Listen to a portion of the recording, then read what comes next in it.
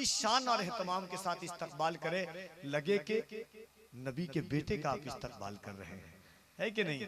और आए जैसा मेहमान वैसा दस्तरखान, और नबी के बेटे के सामने दुआ मांगे। मैं ये जुमला मोहल्ले वालों की और उलमा की तरफ से खास तौर पे, ये 4 मिसरा ऐसा कोई नकीब नहीं हिंदुस्तान का जिसने न पढ़ा हो। बहुत पहले से मैं पढ़ता हुआ आ रहा हूं कि इबादतों का खजीना दिखा के ले आऊं, इबादतों का खजीना दिखा के ले आऊं, नबी के शहर का जीना दिखा के ले आऊं। खुदाया इतनी नवाजिश मेरी कमाई पर, मैं अपनी माँ को मदीना दिखा के ले आऊं।